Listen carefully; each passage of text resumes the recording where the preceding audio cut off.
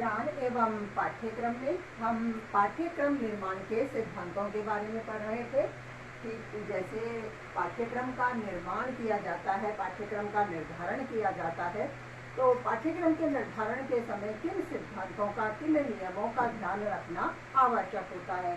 तो इसी क्रम में हम जैसे पाठ्यक्रम निर्माण के सिद्धांत पढ़ रहे थे, इसमें से कुछ सिद्धांत हमने पढ़ लिए थे। पाठ्यक्रम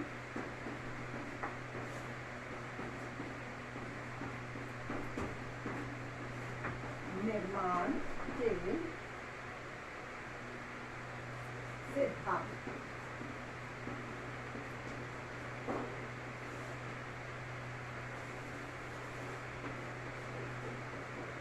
इसमें से कुछ सिद्धांत हमने पढ़ लिए थे कि कैसे जैसे शिक्षा के लक्ष्यों को प्राप्त करने में पाठ्यक्रम सहायक होता है, व्यक्तिगत विभिन्नता का किस तरह से ध्यान में रखते हुए पाठ्यक्रम का निर्धारण किया जाता है, किस तरह से भावी जीवन में वह बालकों के लिए उपयोगी होना चाहिए।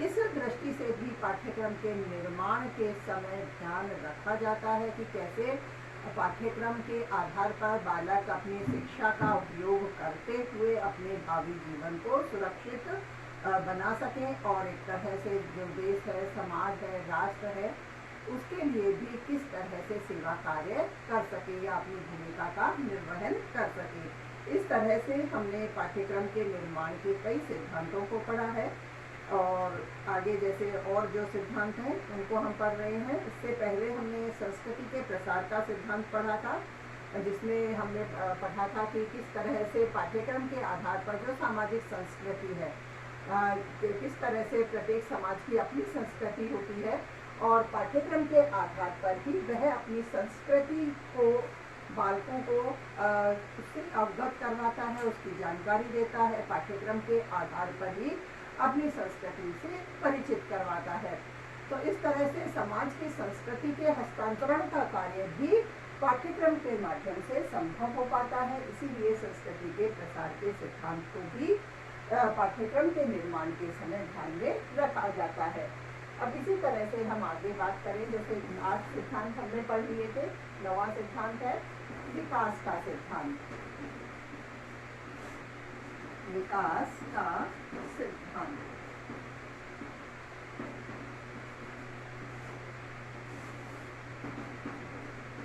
जैसे अब हम बात करें इसमें विकास से संबंधित, अर्थात जैसे अब तक हम जो पाठ्यक्रम के निर्माण के जो सिद्धांत है उनकी बात करते आ रहे हैं, किसी न किसी प्रकार से वह बालकों के लिए उपयोगी सिद्ध होता है और उस उपयोगिता का ध्यान में रखते हुए ही पाठ्यक्रम का निर्माण किया जाता है। इसी क्रम में जैसे हम विकास की बात करें कि किस तरह से यहाँ विकास से अर्थ केवल बालकों के विकास से भी नहीं है, केवल जैसे ये कहें कि देश, राष्ट्र, समाज संपूर्ण विकास को ही ध्यान में रखकर पाठ्यक्रम के निर्माण का आधार तैयार किया जाता है। जैसे ये कहें कि हम देश में, समाज में, राष्ट्र में हमेशा एक जैसी शैक्षिक परिस्थितियाँ नहीं रहती है, या कहें राजनीतिक परिस्थितियाँ भी एक समान नहीं रहती, सामाजिक परिस्थितियाँ भी एक समान नहीं रहती, उनमें किसी न किसी प्रकार का परिवर्तन होता रहता है, अथवा कहें किसी न किसी प्रकार का उनमें विकास भी होता रहता है। तो उस विकास के क्रम को ध्यान में रखते हुए भी पाठ्यक्रम का निर्माण किया जाता है। तो इस दृष्टि से विकास के सिद्धांत को भी पाठ्यक्रम के निर्माण के समय ध्यान रखा जाता है कि किस तरह से जैसे जो पाठ्यक्रम या कहें कि पाठ्यचर्या का जो निर्माण का सिद्धांत है वह विकास पर आधारित होता ही है। जैसे प्रत्येक देश की शिक्षा है वह उसकी सामाजिक, राजनीतिक और आर्थिक किसी भी तरह से जो भी सामाजिक परिस्थितियां हैं उनसे वह प्रभावित होती ही है। शिक्षा समाज से प्रभावित होती है, एक तरह से कहें कि जैसे समाज की संस्कृति, उसकी आदर्श, उसके परंपराएं, उन पर भी शिक्षा का निर्धारण होता ही है। तो इस दृष्टि से जैसे शिक्षा उसकी सामाजिक, राजनीतिक, आर्थिक परिस्थितियों पर निर्भर होती है या शिक्षा पर कहें इन सबका प्रभाव अवश्य पड़ता है, तो यह समयानुसार परिवर्तित भी होती रहती है। जैसे जैसे समय में परिवर्तन होता है ऐसे ऐसे ही एक तरह से शिक्षा से संबंधित जो भी सामाजिक राजनीतिक परिस्थितियां हैं उनमें भी परिवर्तन करना आवश्यक हो जाता है। इस तरह से यदि एक ही प्रकार की सदैव, जैसे कहें हमेशा एक ही प्रकार के पाठ्यक्रम को पढ़ाया जाता रहे, शिक्षा प्राप्ति का एक ही आधार, एक ही तरह के पाठ्यक्रम या पाठ्यचर्या को रखा जाए, तो जो शिक्षा के लक्ष्य हैं, जैसे हमने प्रारंभ में ही पढ़ा था कि शिक्षा के जो लक्ष्यों की प्राप्ति में पाठ्यक्रम सहायता करता है, तो हम उस तरह के शैक्षिक लक्ष्यों की प्राप्ति करने में सफल नहीं हो सकेंगे, क्योंकि सामाजिक परिवर्तन होता रहता है, शिक्षा पर उसका प्रभाव पड़ता है, प्रत्येक सामाजिक परिस्थिति से शिक्षा प्रभावित होती है। तो हमेशा एक ही तरह की पाठ्यचर्या से शिक्षा दिया जाना संभव नहीं है। तो इसी आधार पर आवश्यक रूप से समय समय पर होने वाले परिवर्तनों को ध्यान में रखते हुए पाठ्यचर्या या पाठ्यक्रम को भी परिवर्तित किया जाना आवश्यक होता है। ये कहें कि जैसे पाठ्यचर्या का निर्माण भी एक सतत परिवर्तनशील प्रक्रिया है, और सतत परिवर्तनशील प्रक्रिया के होने से ही पाठ्यक्रम का निर्माण भी इस बात पर निर्भर कर जाता है कि किस तरह की परिस्थितियां हैं, किस तरह की सामाजिक आवश्यकताएं हैं, और उनकी पूर्ति किस प्रकार के पाठ्यक्रम से हो सकती है। तो इस तरह से पाठ्यक्रम की सततता को, निरंतरता को ध्यान में रखते हुए उसमें परिवर्तन आवश्यक होते हैं, और उसकी निरंतरता भी तभी बनी रह पाएगी जब समाज में आवश्यक जो परिवर्तन होते रहते हैं उनके आधार पर पाठ्यचर्या में भी विकास किया जाए, उसके विकास के आधार पर उन परिवर्तनों की जानकारी जैसे पाठ्यक्रम के माध्यम से बालकों को प्रदान की जाए। इसमें जैसे जो सतत और निरंतरता की बात है, वह एक तरह से समाज के समक्ष नवीन स्वरूप में समाज के समक्ष नवीन स्वरूप में उसे अपनाए जाना अपेक्षित होता है, और नवीन रूप में जब हम उसे अपनाते हैं तो जो पाठ्यक्रम है वह नीरस नहीं हो पाएगा। शिक्षक और छात्र दोनों के लिए ही एक तरह से पाठ्यक्रम उपयोगी हो सकेगा। वह जैसे छात्र भी उसे बोझ के रूप में स्वीकार नहीं करेंगे, और शिक्षकों को भी पढ़ाने में या उस पाठ्यक्रम के आधार पर शिक्षा प्रदान करने में, ज्ञान प्रदान करने में एक तरह से जो बोझ जैसा वो महसूस करते हैं या अनुभव करते हैं, तो वह पाठ्यक्रम इस तरह से बोझिल नहीं होगा। शिक्षक और छात्र दोनों ही बोझिल होने का अनुभव नहीं करेंगे। इसी तरह से जैसे यह तो विकास का सिद्धांत हो गया, आगे और हम पाठ्यक्रम के निर्माण के सिद्धांत की बात करते हैं तो उसमें हम सामाजिकता का सिद्धांत भी रखते हैं। हालांकि जो भी चीजें हम बता रहे हैं, जो भी चीजें समझ रहे हैं, हम पाठ्यक्रम के निर्माण से संबंधित कहीं ना कहीं एक दूसरे के पूरक हैं। सभी सिद्धांत किसी न किसी आधार पर एक दूसरे से जुड़े हुए हैं, और सभी बातों का ध्यान रखते हुए ही पाठ्यक्रम के निर्माण का कार्य किया जाता है। इसीलिए प्रत्येक सिद्धांत को हम पढ़ रहे हैं। सामाजिकता का सिद्धांत।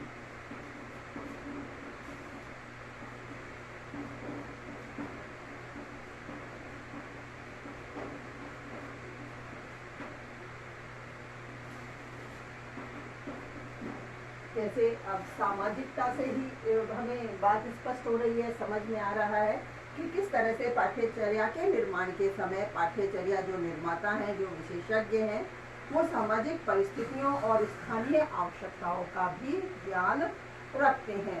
सामाजिक परिस्थितियों और स्थानीय आवश्यकताओं को ध्यान में रखते हुए ही पाठ्यक्रम का निर्माण किया जाना चाहिए।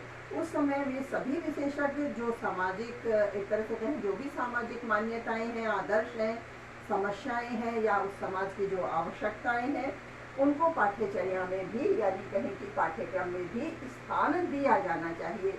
उन्हें पाठ्यक्रम में स्थान दिए जाने से बालक होने वाली सामाजिक परिस्थितियां कैसी रही हैं, किस तरह से उनमें बदलाव होता है, किस तरह से आगे जैसे वर्तमान में किस तरह की परिस्थितियां हैं, उनसे आगे किस तरह की संभाव्य परिस्थितियां उत्पन्न हो सकती हैं, तो किस तरह से उन सभी परिस्थितियों से अवगत करवाने के लिए किस तरह से बालकों को अवगत करवाया जाएगा।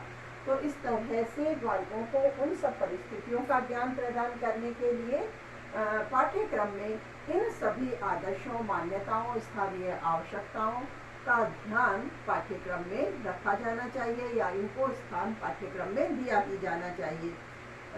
एक तरह से जो कोठारी आयोग है, मुदालियर आयोग है, राष्ट्रीय शिक्षा नीति 1986 भी, इन सभी ने हमेशा जैसे जो पाठ्यक्रम है उसके लिए सकारात्मक यही दृष्टिकोण एक तरह से आधार किया है, सकारात्मक दृष्टिकोण का निर्धारण किया है कि पाठ्यक्रम में सामाजिकता का विशेष रूप से ध्यान रखा जाना चाहिए और सामाजिकता के आधार पर जो भी समाज की आवश्यकताएं हैं, किसी तरह की जो उसकी समस्याएं हो सकती हैं, किस तरह की उसकी परिस्थितियां हैं, उनका एक तरह से स्थान पाठ्यक्रम में निर्धारण उनका किया जाना चाहिए। इसी से बालक उन परिस्थितियों से अवगत हो सकेंगे। इसीलिए जैसे पाठ्यचर्या को सामुदायिक जीवन के सजीव और अनिवार्य अंग से संबंधित किया ही जाना चाहिए। इस तरह से माध्यमिक शिक्षा आयोग है, उन्होंने भी इस बात को स्पष्ट किया है कि समुदाय का एक तरह से जो भी जीवन है या कहीं समाज का जो भी जीवन है उसे पाठ्यक्रम का अंग बनाया जाना चाहिए। इसी तरह से अब आगे हम बात करें और पाठ्यक्रम के सिद्धांतों की, जिनमें हम कहेंगे कि एक तरह से अनुभवों का भी ध्यान रखना चाहिए। किस तरह से जो शैक्षिक अनुभव होते हैं, विशेषज्ञों के अनुभव होते हैं, उन सारे अनुभवों को भी पाठ्यक्रम में स्थान दिया जाना चाहिए। इसी आधार पर हम पाठ्यक्रम के एक और सिद्धांत के रूप में पढ़ लेते हैं, अनुभवों पर आधारित सिद्धांत या एक तरह से अनुभव पर आधारित सिद्धांत।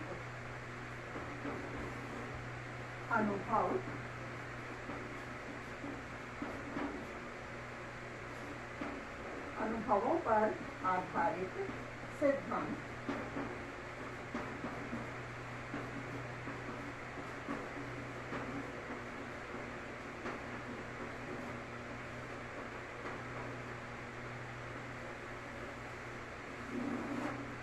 इस तरह से जैसे देखो अनुभव है, अब शिक्षा के क्षेत्र में विशेष किस तरह के जैसे जो विशेषज्ञ हैं उन्होंने अनुभव लिए हैं, उन अनुभवों से भी बालकों को अवगत करवाने के लिए उन अनुभवों का भी शिक्षा में के पाठ्यक्रम में स्थान दिया जाना चाहिए।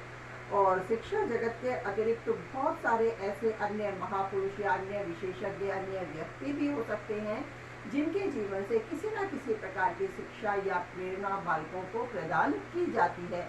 तो ऐसे व्यक्तियों के अनुभवों को भी पाठ्यक्रम में स्थान दिया जाना चाहिए। जैसे कहें कि शिक्षा जगत के अतिरिक्त अन्य क्षेत्रों के व्यक्तियों के अनुभव भी अति मूल्यवान होते हैं। इसी प्रकार पाठ्यचर्या के विषय में मनुष्यों के अनुभवों का विश्लेषण आवश्यक हो जाता है।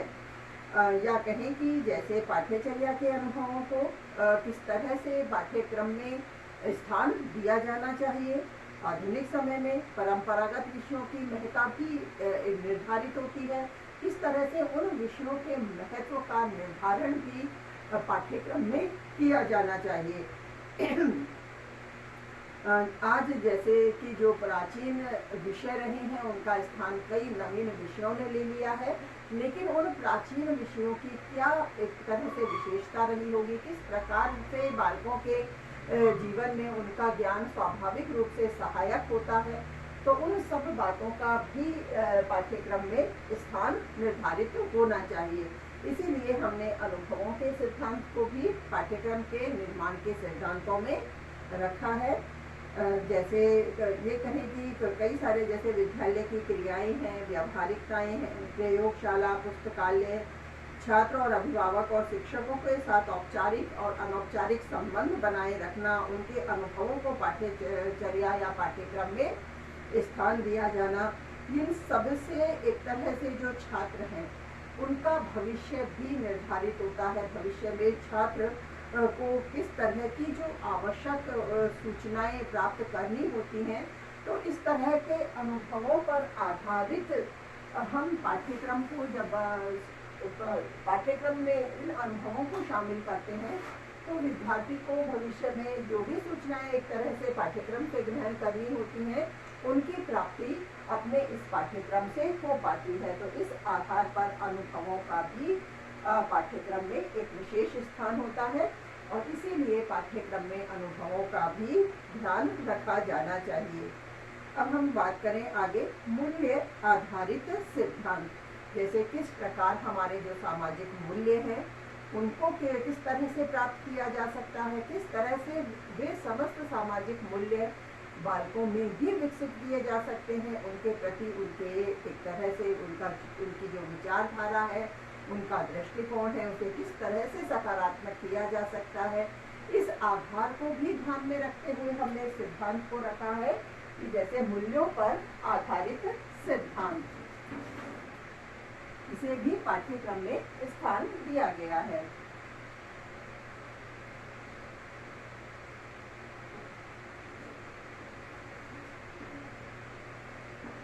मूल्यों पर आधारित सिद्धांत।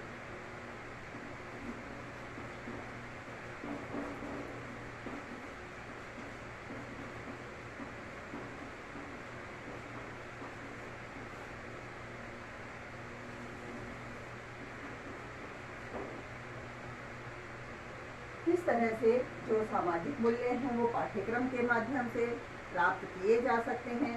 छात्रों के उत्तम जीवन के लिए, उनके उत्तम जीवन के विकास के लिए मूल्य आधारित शिक्षा उपलब्ध करवाया जाना भी अति आवश्यक होता है और मूल्य के से आधारित शिक्षा उपलब्ध करवाने के लिए, इस प्रकार की शिक्षा प्रदान करने के लिए पाठ्यक्रम में मूल्यों का समावेश करना आवश्यक हो जाता है। बालक के जीवन को सफल और व्यवहार कुशल, सामाजिक और आदर्श के रूप में बनाने के लिए मूल्य आधारित प्रकरणों या विषयों को पाठ्यचर्या में सम्मिलित किया जाना आवश्यक होता है। पाठ्यचर्या में ऐसे ऐतिहासिक चरित्र, ऐतिहासिक घटनाओं का या परोपकार की कहानियों का, राष्ट्रीयता की शिक्षा का, एक तरह से किन किन बातों से, किस तरह की कहानियों से, किस तरह के चरित्रों से, किस तरह के महापुरुषों से, किस तरह की जीवनियों से बालकों में उनके सफल जीवन के लिए व्यवहार कुशलता और सामाजिक मूल्य विकसित उनमें किए जा सकते हैं। तो इस तरह के विषय और प्रकरणों को भी पाठ्यक्रम में स्थान दिया जाना चाहिए। इसी आधार पर हम पाठ्यक्रम में मूल्यों के सिद्धांत को भी पढ़ते हैं, क्योंकि पाठ्यक्रम में मूल्यों की भी अति आवश्यकता होती है। और इसी आधार पर जैसे हम जो पढ़ते आते हैं नैतिक शिक्षा के नाम से कोई जो हमारा विषय होता है, तो उस नैतिक शिक्षा में इन मूल्यों पर ही ध्यान दिया जाता है और मूल्यों पर आधारित सिद्धांत को आधार में लेते हुए ही पाठ्यक्रम में हमने नैतिक शिक्षा जैसे विषय का समावेशन किया है। अब हम बात करें जैसे कि नागरिकता का सिद्धांत।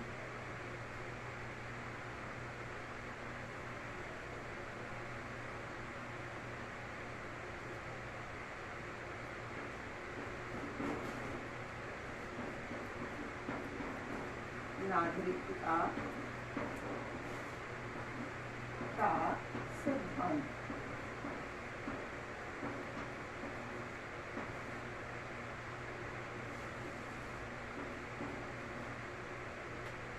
नागरिकता का सिद्धांत अर्थात जैसे कि बालकों को एक सफल नागरिक के रूप में भी तैयार करना है, किस तरह से उनमें नागरिक होने की कुशलता विकसित हो सके, तो इस प्रकार के पाठ्यक्रम का भी निर्धारण किया जाना आवश्यक होता है।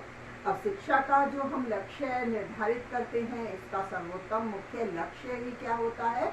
एक सफल नागरिक के रूप में बालकों को तैयार करना, और इस लक्ष्य की प्राप्ति पाठ्यचर्या के माध्यम से ही संभव हो पाती है। पाठ्यचर्या का निर्माण करते समय विशेषज्ञों को इसीलिए इस बात का भी ध्यान रखना आवश्यक होता है कि पाठ्यचर्या की जो विषय वस्तु है, जो पाठ्य वस्तु है, वह इस तरह से उसमें रखी जाए, इस तरह के विषयों को उसमें सम्मिलित किया जाए जिससे बालकों में नागरिक ताकि एक तरह से कहें कुशल नागरिक होने की भावना या कुशल नागरिकता की क्षमता उनमें विकसित हो सके। नागरिक कुशलता से भी तात्पर्य हम इसी से लेते हैं कि जैसे बालक नागरिकों के अधिकारों को, उनके कर्तव्यों को भी समझ सके, किस प्रकार के उनके अधिकार होते हैं, किस तरह के उनके कर्तव्य हैं जो उन्हें निभाने चाहिए, जिन्हें पूरा करना चाहिए, उनको भली भांति समझ सकें, अपने जो आसपास का जो वातावरण है और उसे उत्कृष्ट करने का प्रयास करें। तो इस तरह से छात्रों को उत्तम नागरिक बनाने के लिए नागरिकता का सिद्धांत भी पाठ्यक्रम में रखा जाना चाहिए। आगे जनतंत्र पर आधारित सिद्धांत, एक आखिरी और सिद्धांत हम पढ़ लेते हैं, जनतंत्र पर आधारित सिद्धांत।